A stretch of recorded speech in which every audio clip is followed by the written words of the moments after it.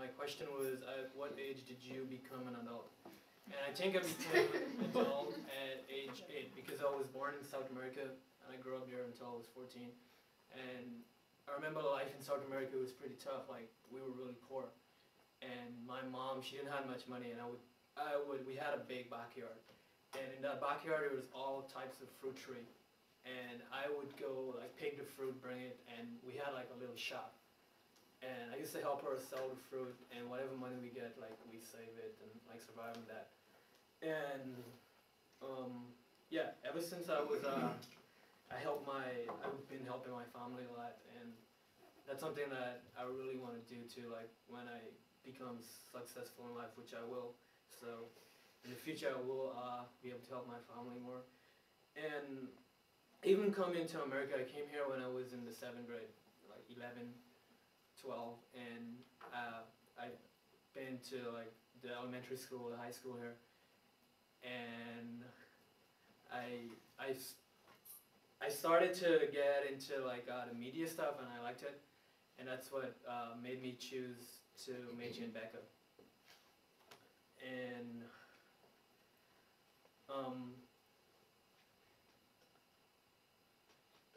yeah, my major is Becca, and I'm a senior, about to graduate this semester if I pass all my class, which I will too. I'm sure I will. So I'm excited to graduate. And recently I've been working with this camera. The company name is Kenny Rod. They're a new digital camera company that they portray the Red camera. It's a Chinese company, and they're gonna make the camera. It can take the same quality video as the Red camera, and they are selling it for $7,000. And it just launched this summer, and it played in Beijing, China, for like 55,000 people, and I was one of the actor, and I helped in production and all that stuff. And on their website, like, I am one of the guys that advertise their camera on their website.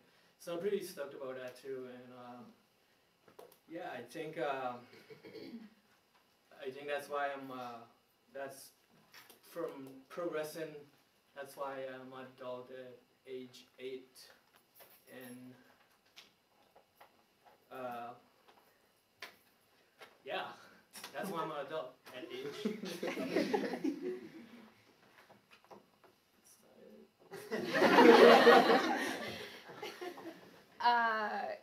Just say something for 15 more seconds. Your favorite color? My favorite color is in white, and I like colorful stuff like red. Okay, good job. Baker major, and this is my 2nd semester. And the topic is, how do you feel about legalization of marijuana? For me, I only heard the name and I never see it, don't know what it look like. But last time I saw it in the news, somebody grow it on the backyard, and I thought, like, oh, maybe it's like experiment on myself to bring it to grow in my backyard. but instead, my backyard I cannot grow because it's too many rocks. I tried to grow lemongrass and all those. My lemon tree, they're dying, and the squirrel having fun with it. I grow. And I think it is good and bad. It depends how those people use it. Number one, if they use, for example, like for the researchers, to research to find a cure for people with the cancer, they might find a medicine. And number two, if like some party people, okay, come to my house, get high and do the party. I don't think so. They may get hurt, and it is a bad idea to do it.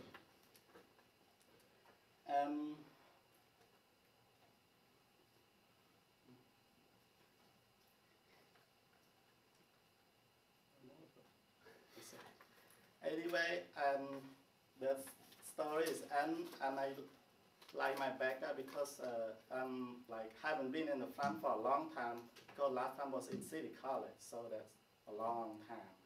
And the last time is the 300, so I've been 2 semesters. So it is fun to be back again, just like a Schwarzenegger said, I'm back. And it is going to be fun for this class, so I'm get on camera again and do the thing that interests me, and it's my favorite in broadcast in electronics. 40 seconds. And also, like he's talking about the rare camera, it was interesting, and he's telling about this new company launching with the camera, so it's interesting because I just say my piggy bank bought this Sony camera.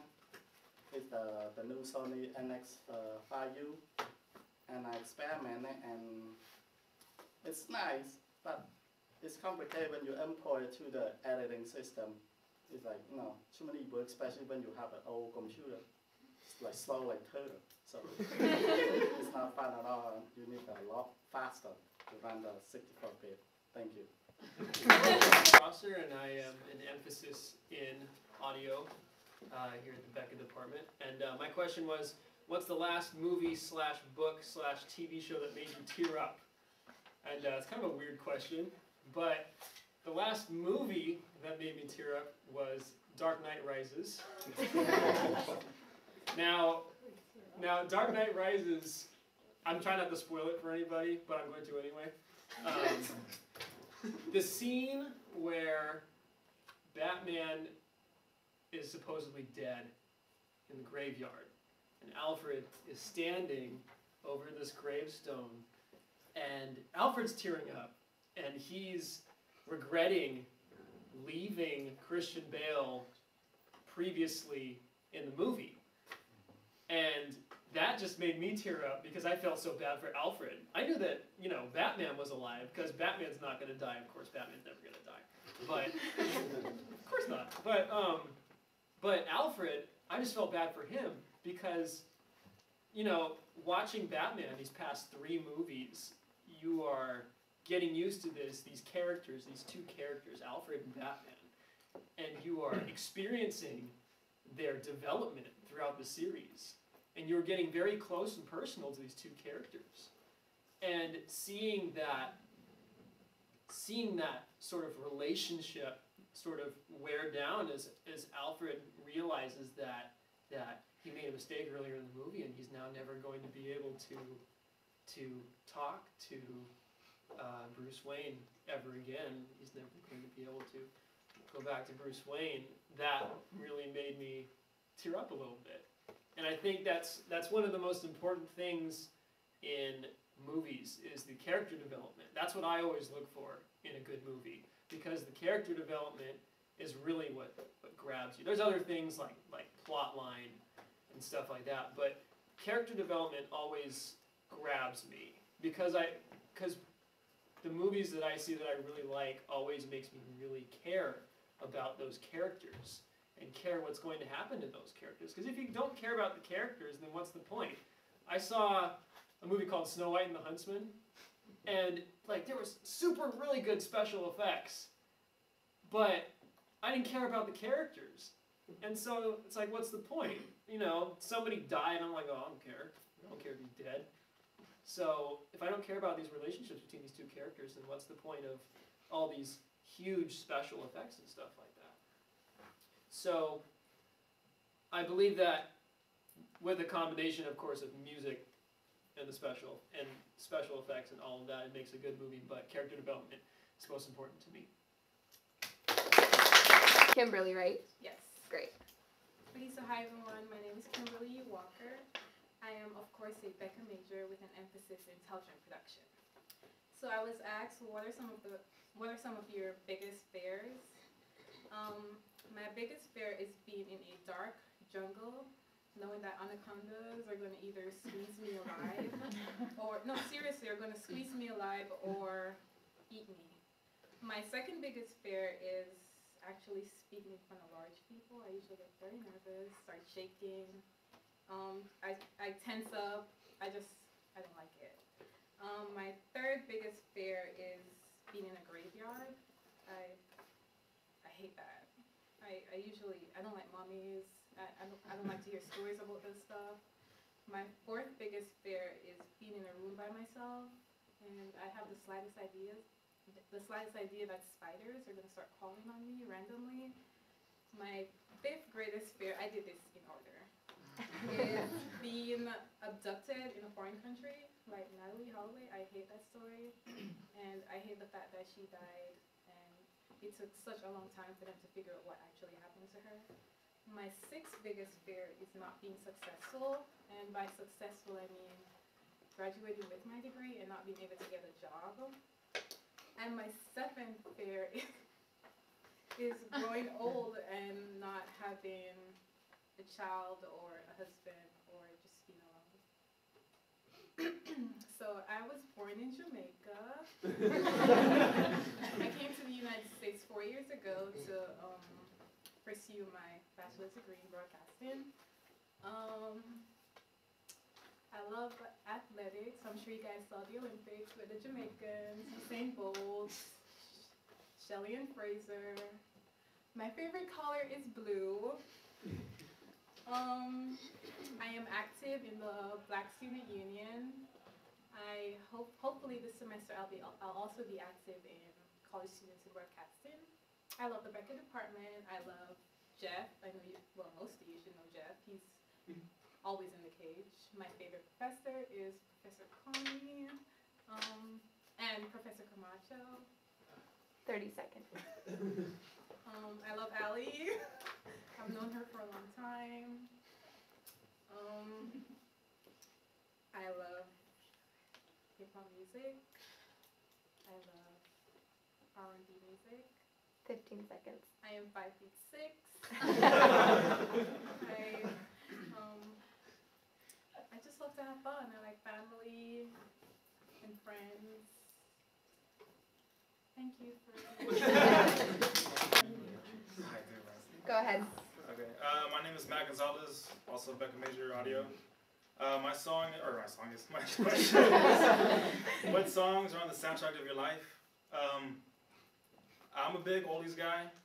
Soul oldies, I like rock. I do like rock, but so this is like half oldies pretty much. I picked most of these songs mostly because they're like kind of attached to memories, sort of. First one is Summer Madness by Kool and the Gang. I don't know if you guys are familiar with that song, but it's the sample for the Will Smith Summertime. That song is actually part of I don't know why I memorized this. In Training Day, one of my favorite movies, Training Day. There's one part where the sunrise is going up and this song's playing. Training Day is probably my second favorite movie of all time, and I just watch it all the time so much that song reminds me of it. And I like LA, and it takes place in LA, so that's kind of like intertwines with that. Second one is 18 with a Bullet by Pete Wingfield. Another oldie from the 70s. That one is because it was like a family reunion like about a year ago. We listened to the radio and this song just came on. And even my grandma, who doesn't like oldies at all, she's like into like Mexican stuff. This song came on and I saw her, she looked around, she like kind of smiled. And then she doesn't really drink either, but she took a sip of a beer right when she did. I was like, okay, I see this. So, that one kind of made me remind of that. Third one is Tell It Like It Is by Aaron Neville. That one, kind of from over here. My grandma lives in Daly City, that same grandma. Right over here. And one time we were driving back home, and for some reason my dad decided to go on the Golden Gate Bridge. I live in the East Bay. We decided to take Golden Gate Bridge back home, and then that song came on the radio. That was the first time I'd crossed the Golden Gate Bridge in a long time. So that one always reminded me of that. Fourth one is Sleepwalk by Santo and Johnny. Yeah, that kind of just reminds me of La Bamba. Every time I hear that song, I just want to scream, Richie. The fifth one, this song not so much because I like the artist, although he's not a bad guy. It's Traffic in the Sky by Mac Miller. Not all these songs is I think last year. I just like the music to it. I for a long time, since 2004, I like to produce hip hop music, and this song, I think just the music of it was interesting, kind of reminded me of oldies.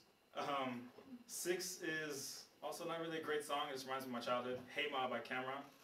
I know every word to that song. I'll sing it every time it comes on. I'll dance to it. That was my Christmas song for like 6 hours straight. Not really Sure what's going on with that though. Number 7, Explosive by Dr. Dre, because I love Dr. Dre. Number 8 is Dreams by the Cranberries. Number 9 is Pitch on Party DJ Quick. 10 is 10 a.m. Slightly Stupid. Great job.